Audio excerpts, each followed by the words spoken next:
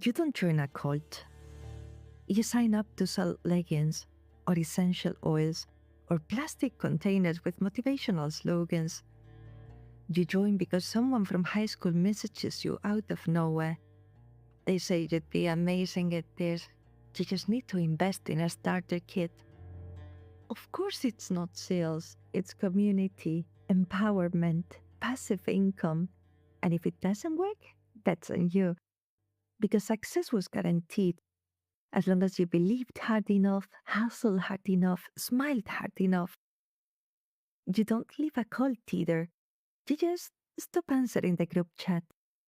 You disappear from the leaderboard. You realize you're 5 grand in debt, sitting on a pile of unsellable merch that no one warned you would expire, or mold, or arrive in boxes that smell like gasoline. It doesn't feel like a scam, not at first, and definitely not like a cult. But some people don't just lose money, they lose friends, relationships, years of their lives, and the worst part, they're told it was their fault. This is humans being awful. And today, a cult where the product is you, and the cost? More than money. We're talking about multi level marketing schemes, MLMs, the kind that aren't technically illegal, and that's what makes them dangerous. This episode isn't a full expose. We won't break down every lawsuit or list every company. You already know the names: LuLaRoe, Monad, Beachbody, Herbalife, and the list goes on. We're focusing on something else: the people who got out and what they saw on the way down. Multi level marketing works like this: you buy large quantities of a product, you try to sell that product, but more importantly, you recruit others to sell it too, and you get a cut of their sales, and theirs, and theirs. Technically, it's legal because there's a product being sold, and that's what keeps it just barely on the right side of the law. But if you're picturing door to door sales or booths at craft fairs, you're missing it. This isn't the 90s. It's Instagram, it's Facebook Lives, it's hashtag success and Boss Babe starter packs. It's branded mugs that say manifest and grind, filmed in borrowed kitchens and rented cars. And it's everywhere. In the US alone, nearly 7 million people are involved in MLMs today, most of them women, many of them young mothers, immigrants, or people between jobs. Because MLMs don't sell leggings or vitamins or oils, they sell the dream. A former Monad seller said in 2021 in a public Ask Me Anything, I was postpartum, depressed, broke. They told me this would change everything. At first, it does feel like that. You join a team, you get messages, Zoom calls, daily texts full of emojis and hustle tips. You're surrounded by women telling you how proud they are, that your success is inevitable as long as you stay positive and stay committed.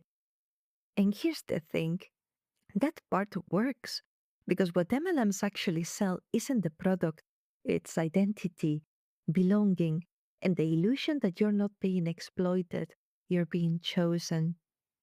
That illusion doesn't last forever. What happens when that illusion starts to crack?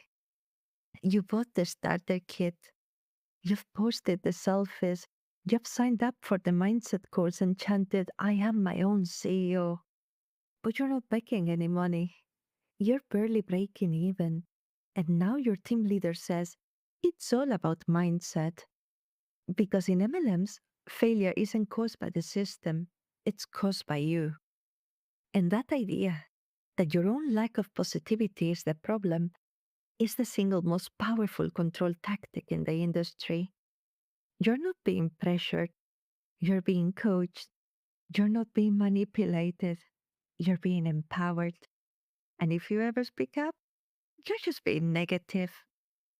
Most MLMs build internal culture through something called toxic positivity. You're expected to be upbeat all the time. Every post should radiate success, faith, energy, even if you're drowning. And when people quit, they don't say the company failed them. They say they failed. because that's what they've been taught to believe. In an article in The Atlantic in 2021, Dr. Yani Alalik, a cult expert, identified emotional control in MLMs as nearly identical to high control groups. She calls it the use of thought stoppers, short, catchy phrases meant to shut down critical thinking. It's not just about sales, it's about control. If someone raises doubts, or worse, shares their losses, uplines are trained to respond with scripts. That's just your limiting beliefs. Everyone starts slow. You have to trust the process. If you're not succeeding, it's because you're not following the system. And if that doesn't work, they're muted, ghosted, cut off. Because MLM culture doesn't just silence dissent, it isolates it. In 2022, Business Insider leaked training materials from ItWorks and Arbonne showing that reps were told to ignore the haters and block negative energy, even from friends or family. That isolation is by design, because questioning the business model means questioning yourself. And if you've sunk thousands into this already, it's easier to double down than to admit you've been deceived. For many, the turning point comes when the brand starts turning on them. Let's say you speak up. You post a photo of defective product. You ask where your promised bonus went. You ask why only the people at the top seem to be making money. Suddenly, you're not aligned with the mission. You're not being a team player. You are the problem. In 2021, the coverage of the Washington Post of multiple Lularoe lawsuits from 2017 to 2020 includes sworn testimony from former reps who were told to leave the negativity at the door when asking about refund policies, missing payments, and inventory damage by mold. And when you quit, if you quit, the fallout is personal. You lose friends, you lose community, you might even lose your identity. Because when your life, your brand, and your beliefs are all one thing, leaving it behind feels like leaving yourself. Imagine working a job where you lose money every month, and your boss tells you that's because you're not dreaming big enough. It's very easy to say, well, I would never fall for that.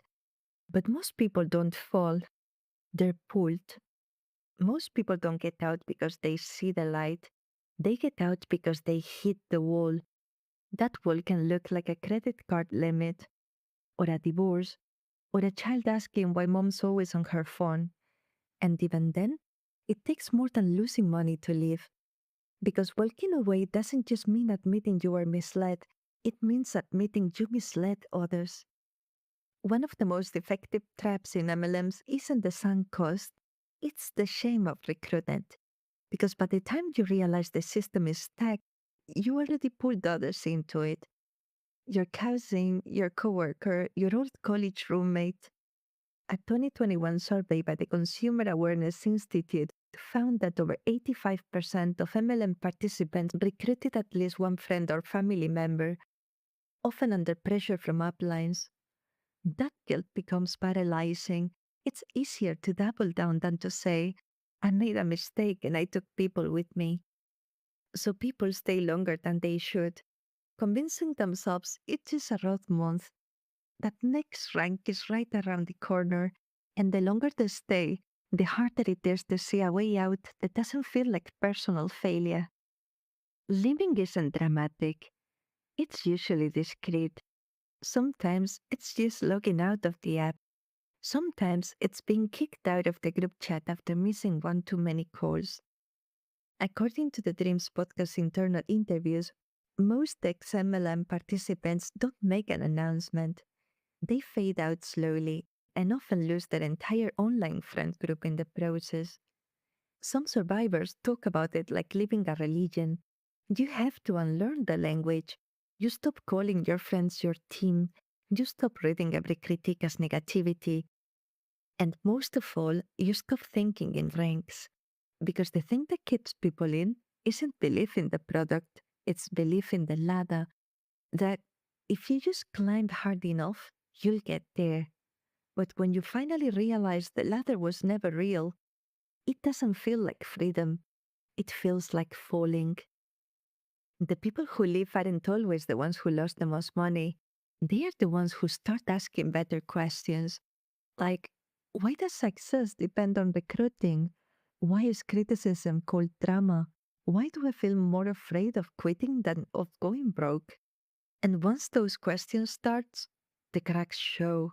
But for some, even then, it's too late.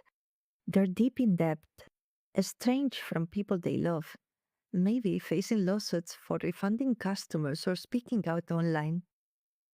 A 2020 Bloomberg report documented over 200 cases where former MLM participants were threatened with legal action after criticizing companies online or attempting to organize class actions. And because MLMs often frame dissent as betrayal, it can take years before survivors feel safe enough to even speak about what happened, let alone heal from it. If you're listening to this thinking, wow, I know someone who's in one of these, you're probably right.